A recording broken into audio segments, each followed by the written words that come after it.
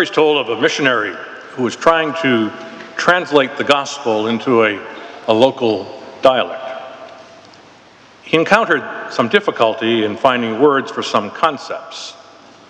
For example, he could not find a word in the dialect for the English phrase, to believe. Finally, he sought the advice of others, and a local suggested that he use the native phrase, to listen with the heart. He said that that would be the phrase that best captures to believe. And in a sense, that really does capture the essence. At one level, belief is up here in the head. For example, when we give assent to certain doctrines, as we'll do in a few moments when we say, I believe in. It's also in the head when we try to explain our faith through books, classes, even through homilies.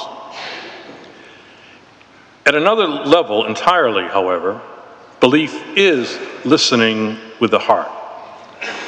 It's in how you know someone and have faith in them, about how you feel about them in your heart. Ordinarily, it's how you feel about your spouse, your children, your parents, your good friends. And when we are betrayed by someone we put our faith in, the pain is much more than an intellectual pain. When we experience this type of betrayal, we sometimes say that he or she broke my heart. Today's gospel is about belief, this listening with the heart of Peter and the disciples.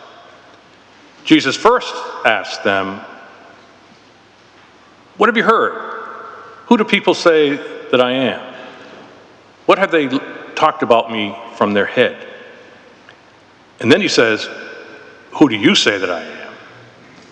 Who do you have this relationship with? Peter was told that he was the rock, and on that rock Christ would build his church. And if we speak to Christ with a listening heart, we should hear him speak to us in these or similar words. Know that you are loved unconditionally by God. Know that you can always be forgiven. And finally, do your best to live today in a compassionate manner.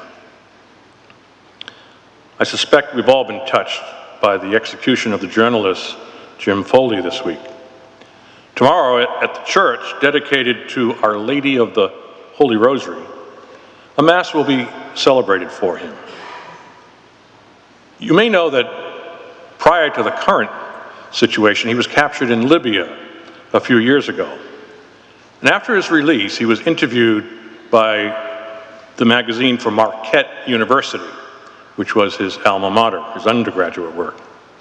And in this, he talked about the importance of his faith and his prayer in getting through the ordeal.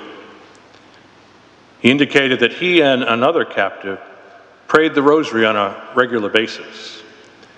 100 beads, the real big rosary. And he said that it gave him a sense of peace and strengthened his relationship with God. We can only hope that he was able to do this again on his recent captivity and before his execution. Tomorrow, at the Church of the Holy Rosary, people will gather to seek this strength from the person that they have listened to with their heart, the Lord himself. He did it, and may you and I be able to do it as well.